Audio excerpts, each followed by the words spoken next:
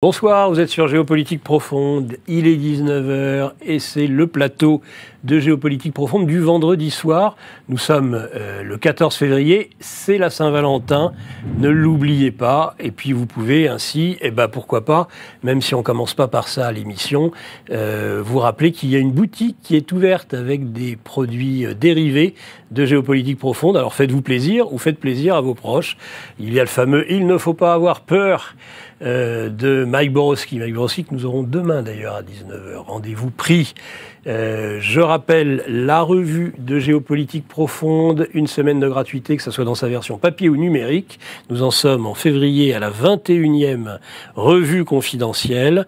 Nous n'avons pas aujourd'hui, cette fois-ci, ce mois-ci plutôt, Laurent Arthur Duplessis qui est sur le plateau, mais vous avez François Martin, vous avez Sylvain Ferreira, vous avez tout un tas d'excellents géopolitologues.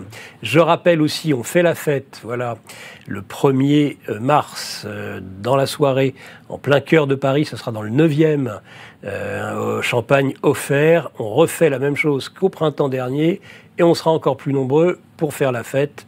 Vous y verrez tous vos invités préférés ainsi que tous les animateurs. Ce sera une occasion de se rencontrer. Je me tourne tout de suite vers l'invité principal, Nicolas Dupont-Aignan, que je suis heureux de retrouver et d'inviter sur ce plateau de Géopolitique Profonde. Bonjour et bienvenue déjà. Bonjour. Sur ce plateau. Bonjour Nicolas. Nicolas Dupont-Aignan, qu'est-ce que ça fait d'avoir qu'une réalité finalement d'aujourd'hui, tout ce qui est en train de se dérouler, se dévoiler, qui vient d'outre-Atlantique, vous donne totalement raison sur l'ensemble de séquences de ces dernières années, crise sanitaire, avec Robert Kennedy Jr., ça y est d'ailleurs, il a été validé par le Sénat, le narratif de la Grande Guerre sur l'Ukraine, à chaque fois dans le mille. Oui, je suis content, bien sûr, mais je suis tellement malheureux de voir mon pays sombrer dans le marécage à côté, que c'est encore plus frustrant parce que je suis gaulliste. Je suis très heureux que les Américains se libèrent, et leur libération va obligatoirement influer sur la nôtre. Mais c'est quand même un peu frustrant qu'ici, on n'en tire aucune leçon. Oui. Que les médias soient canassiers, verrouillés, que les dernières motions de censure n'aient même pas été votées. Il n'y a plus d'opposition. Où est passée l'opposition ? Donc, d'un côté, il y a Trump, Musk et une libération réelle. Qu'on aime ou qu'on n'aime pas Trump. Moi, je comprends qu'il y ait des gens qui n'aiment pas Trump. C'était pas ma tasse de thé au départ. Mais il a le mérite de donner un sens au vote, à la démocratie. Et puis, de l'autre côté, vous avez le trio infernal, Macron, Bayrou, Hollande, en France, qui gouverne. Et le RN, qui devient l'ombre de lui-même, je les supplie de se réveiller. Parce que je ne comprends pas pourquoi, par exemple, ils n'ont pas voté la censure. Et je leur dis amicalement, parce que je veux surtout pas de division. Je pense qu'on doit tous se rassembler. Mais en tout cas, moi, je garderai ma liberté de parole. Voilà. Merci. Mais il y a tout à faire maintenant. Voilà. Et le problème, c'est qu'on a moins d'argent que Trump. Ah, alors oui. Et qu'il nous manque un Elon Musk. Alors le jour où Géopolitique Profonde sera aussi forte que X, ça ira mieux. Non, mais je plaisante. Et en même temps, je vous donne le sentiment qu'on a tous, c'est l'évolution du monde nous donne raison. Oui.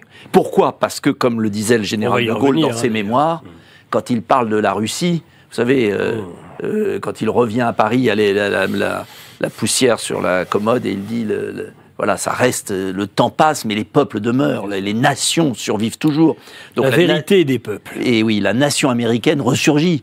Mais nous, pourquoi cette apathie ? Pourquoi cette incapacité ? Parce qu'en fait, le couvercle sur la marmite française est bien verrouillé. Bien verrouillé. Et nous, on n'a pas... actuellement, il nous manque deux choses, je pense. Les moyens et l'unité. Trop de divisions chez les souverainistes, notamment. Ras-le-bol, pardonnez-moi. J'ai essayé de faire l'union au moment des européennes, ça a été infernal. J'ai claqué la porte. Et il faut qu'absolument on arrive à rassembler les souverainistes, les indépendantistes, je préfère le mot indépendantiste d'ailleurs, parce que si nous ne sommes pas unis, déjà les Français ont du mal à se rassembler, et si nous-mêmes nous ne sommes pas unis, nous aurons du mal à gagner. Donc je pense que d'un côté, il y a les États-Unis, mais que nous devons avoir notre voie propre de redressement national. Et la voie propre des Français, c'est pas obligatoirement de singer Trump au niveau européen. Vous voyez ? Et donc il faut à la fois prendre tout ce qu'il y a de bon qui vient d'outre-Atlantique, mais il faut l'accommoder à la sauce française. Laurent Arthur Duplessis, on voit arriver d'outre-Atlantique, entre autres, avec le scandale USAID, là, quelque chose qui montre que une administration finançait des médias, finançait des films, des documentaires, finançait... En fait, c'est l'État profond qui est plus ou moins mis à nu avec cette affaire. Et il y en a d'autres. Et on apprend que le NED vient de se voir aussi couper les vivres. J'en parlais avec, pas plus tard que ce matin, avec le sommier. Donc c'est dire combien tout est en train de se dévoiler. On est d'accord sur le fait, vous qui suivez le parcours de Nicolas Dupont-Aignan, que tous ces éléments que vous analysez en tant que géopolitologue et en tant que journaliste vont totalement dans le sens de ce que disait Nicolas Dupont-Aignan. Je dirais que Nicolas Dupont-Aignan a une intelligence prophétique. C'est le don de prophétie, pourrait-on dire, parce que toutes ces analyses, depuis des décennies, sont corroborées à la vitesse grand V actuellement, je dirais. Et notamment, vous avez évoqué l'USAID. Il est vrai que l'équipe de Trump a un grand mérite actuellement, c'est de dévoiler les menées de l'État profond dans les pays alliés, entre guillemets, et dans les autres. Et notamment, quand on voit que l'USAID, qui a surtout pour vocation théoriquement de venir au secours de la misère, de la maladie, de la détresse des peuples pauvres, une aide au développement, etc., et d'être donc une aide au développement, est aussi une aide au développement des idées wokistes et des idées, je dirais, de vassalité aux États-Unis. Et en effet, on voit que l'USAID finance la BBC, des programmes de la BBC, finance le Monde. L'AFP. Dieu sait si l'AFP est un organe de conditionnement des esprits absolument scandaleux. Et donc l'USAID, finalement, est un des organes de propagande de l'État profond américain et un des leviers de la CIA pour vassaliser le plus de pays dans le monde, à commencer par les pays dits amis des États-Unis. En Europe. Et on ne saurait trop se remémorer la formule d'Henry Kissinger. Il est très dangereux d'être ennemi des États-Unis, mais il est mortel d'être leur ami. C'est ça, Nicolas Dupont-Aignan. Et on apprend des choses incroyables. Est-ce que vous avez vu que l'USAID a financé la venue des acteurs d'Hollywood? Ah ben oui, en Ukraine. Serrer la main de Zelensky. 1 500 000 $ pour Jean-Claude Van Damme, 20 millions de dollars pour Angelina Jolie. Vous vous rendez compte? C'est-à-dire que, en fait, l'USAID censé accompagner la misère, censé vacciner les petits Africains qui sont en train de mourir, censé ceci, cela, pas vacciner anti-Covid, hein, ah oui. soyons précis, sert à rémunérer les copains d'Hollywood pour venir attiser la guerre sur le sol européen. Et donc, ça dépasse tout ce qu'on pensait. Mais il y a un autre scandale qui a été publié par un journal italien mardi, Il Fatto. 132 millions d'euros auraient été versés, ou ont été versés dans un contrat avec l'agence Havas, aux journaux européens, avant les élections européennes, par la Commission européenne, pour qu'ils écrivent des articles favorables à l'Union européenne. Et si vous voulez, ce qui est intéressant, pendant la crise Covid, on nous disait, oui, mais tous les journalistes, tous les pays, monsieur Dupont-Aignan, vous êtes seul contre les pays, tous les pays du monde? L'unanimité. Donc, c'était leur argument. C'est ça. Enfin, vous croyez, monsieur Dupont-Aignan, que vous avez raison contre tous les pays du monde? C'est ça. Mais en fait, tous les médias du monde étaient achetés. Et c'est ça. Et donc, c'est tellement facile vous arrosez. Et ça, est-ce qu'on verra dans la presse? Donc moi, je veux la liste des journalistes français qui ont été payés par l'USAID. Et des journaux. Alors, vous remarquerez que j'ai fait une vidéo sur l'histoire de l'AFP, qui a reçu aussi 8 millions d'euros de Meta. Donc, 8 millions d'euros de Meta, Facebook, Meta, pour financer les fact-checkers. Bien, oui, les fameux fact-checkers, Amine Macron, c'était le scandale qui était là pour nous débiner. On oublie vite parce qu'en fait... Oui, parce que ça va. Donc ça veut dire que... Alors, France Info ou Libération a fait un fact-checking sur mes propos, disant que... Ils ont encore les sous pour le faire? Oui, ça durera pas. Disant que je médisais sur l'AFP, que l'AFP recevait de l'argent, c'est bien normal, puisque les organismes de l'USAID s'abonnaient pour avoir le fil d'info de l'AFP. Alors, je veux dire, on ne va pas me faire croire que l'USAID a besoin de l'AFP pour être informé des événements du monde. Ils ont une agence américaine. Bien sûr. Ils n'ont pas besoin de l'AFP. Donc, en fait... Vous avez Reuters, qui est financé d'ailleurs par aussi. le Pentagone. Mais ça veut dire quoi? Ça veut dire que là, on a la preuve matérielle par les Américains. Parce que imaginez que ce soit nous qui donnions la preuve. Même avec des ONG américaines qu'on dise le gouvernement américain est méchant, immédiatement on nous dirait vous êtes anti-américain. Bien sûr.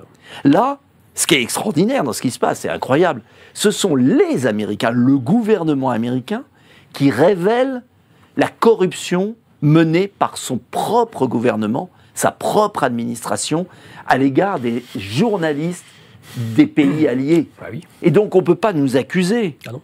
De donner des fausses informations. On ne peut pas nous accuser. C'est le gouvernement américain qui les donne.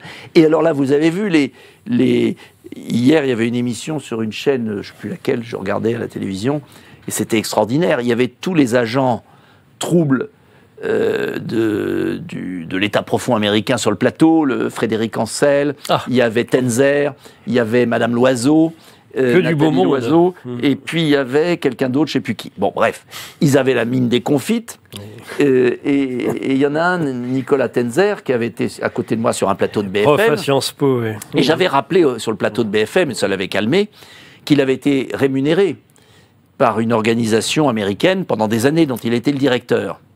Bon. Et bien là, les esclaves ne comprennent plus, parce que leur maître a changé de discours. Donc ils sont complètement paumés. Ah, ils sont paumés. Ils sont complètement paumés, puisque en fait c'était les esclaves de l'État profond démocrate américain, et ils n'ont plus, leur maître a changé de crèmerie. Et donc vous les voyez sur les plateaux complètement désarçonnés, ne sachant plus quoi dire, parce qu'ils ont toujours été pro-américains. Donc ils arrivent même... Ils ont perdu leur matrice. La matrice. Où ils habitent. Je dois dire que pour des gens comme nous, regarder LCI devient un plaisir. Un immense plaisir. En particulier sur la Russie, évidemment, et l'Ukraine. Oui, parce que justement, on constate ce que Nicolas Dupont-Aignan vient de décrire, c'est-à-dire le désespoir. Ils sont au bord des larmes, quasiment. Sidération. Ils sont au bord des larmes, ils sont effondrés. Et alors, il y a par exemple des chroniqueuses, parce que les motivités féminines parfois rejaillissent sur le plateau en disant mais enfin c'est affreux, ces États-Unis ne seraient pas moraux finalement, ce ne serait pas l'incarnation de la vertu sur la scène internationale. Mmh. Alors je crois qu'il y a beaucoup de gens là-dedans en fait qui sont vraiment sincères. Oui, le drame, c'est qu'ils sont sincères. Il y a les corrompus et les sincères. Oui. Mais moi, ce qui m'inquiète, parce qu'au-delà, on se réjouit, parce qu'on est content que déjà, il y a eu une victoire. Il ne faut pas bouder son plaisir. Exactement. Et puis, entre nous, quand même, ils ont essayé de l'assassiner 2 fois. Bon. Au moins 2. Donc, il y a quand même la gravité de l'affaire. Oui. Et s'il va aussi vite, c'est parce qu'il est en danger. Il y a une course de vitesse. Bon, donc c'est une affaire sérieuse. Mais... moi, ce qui m'importe maintenant, et ce qui m'inquiète quand même, c'est que le contraste saisissant, et il y a eu un éditorial de Mathieu Bocoté extraordinaire dans le Figaro, que je vous recommande de lire il y a une semaine, oui. Qui dit que l'Europe occidentale est devenue la RDA, d'avant la chute du mur de Berlin. Et c'est impressionnant. C'est-à-dire ce décalage entre la France, ses médias complètement verrouillés, son opinion anesthésiée, et comment on peut d'ici 2027 essayer de forger un courant pour avoir un vrai changement. Parce que ce qui nous guette, c'est quoi? C'est un faux changement. Et moi, je ne voudrais pas que le Rassemblement national, que j'ai soutenu, vous le savez, j'étais le premier à le soutenir, j'étais prophétique aussi, là, en 2017, je ne voudrais pas qu'il s'affadisse au point de gagner sans rien changer. Qu'on nous refasse un Chirac bis. Et je pense souvent à Philippe Séguin, dans la période pré-95, oui. Vous étiez trop jeune, dans la période pré-95, où il venait me voir, j'étais tout jeune, auprès de lui, et il me disait, avant la victoire de Chirac, oui. Il me disait... Dont il avait fait toute une partie du programme. Hein. Oui, et il me disait, Nicolas, il est en train de tout abandonner, l'un après l'autre. S'il gagne, il va nous larguer, vous verrez, il ne se passera rien. Bah, ça a été tout de suite. Et ça a été tout de suite. Il a pris Juppé contre Séguin. C'est fini. Et il a échoué son quinquennat. Il a été battu après. Et donc, moi, je pense que nous devons, dans la perspective de 2027, moi, j'ai 2 objectifs. Premier objectif, que notre projet soit limpide et beaucoup plus tranchant. Et je le présenterai le 8 mars, et je vous invite à une grande réunion publique dans ma ville, à Hyères, où je présenterai un projet beaucoup plus clair qu'auparavant, parce que je crois qu'il faut tirer les leçons de ce qui s'est passé aux États-Unis et être plus carré. Et puis le deuxième point, je pense que nous devons faire l'unité des souverainistes pour l'indépendance de la France. Et que c'est la seule manière d'éviter, par ce contre-pouvoir, que le Rassemblement national, finalement, sombre dans une espèce de mélasse qui serait une nouvelle trahison des électeurs. Et ça, il faudrait l'aiguillonner, c'est ça, l'union des souverainistes ? Garder notre indépendance par une union des souverainistes qui présente un projet très clair d'indépendance nationale et de remplacement de l'Union européenne. Alors je sais qu'il y a toujours l'affaire du Frexit, on va en reparler, sans doute. Oui, si on peut. Qui est un sujet qui fâche. Mais je pense que c'est vital qu'on trouve un accord de tous les souverainistes le plus vite possible.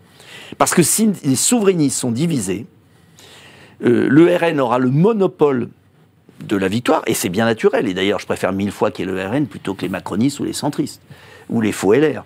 Mais je veux absolument que l'alternance qu'on prépare soit une vraie alternance, et qu'on ne se retrouve pas avec de l'eau tiède. Parce que là, on l'a vu avec Trump, les électeurs ne veulent pas d'eau tiède. Et c'est le moment, moi je pense, et c'est là où je ne comprends pas pourquoi ils n'ont pas voté la motion de censure, c'est le moment où il faudrait au contraire cogner. Parce que ce qui se passe avec Bayrou est insupportable. Vous aimez nos émissions ? Ouais. Vous aimez les différents formats qu'on vous propose ? Ouais. Tant mieux, car vous allez adorer notre revue mensuelle. Et pourquoi ? Car on a recruté les meilleurs experts pour vous offrir des analyses sans tabou sur les sujets clés de notre société, économie, politique, criminalité d'État, technosciences, mondialisme. Et on vous livre bien sûr toutes nos solutions financières pour préparer votre avenir. Oh, l'avenir, c'est ce qu'on a inventé de mieux pour gâcher le présent. Cliquez sous la vidéo pour recevoir votre revue dans votre boîte aux lettres et avoir accès aux meilleures informations qu'on ne peut pas dire sur YouTube.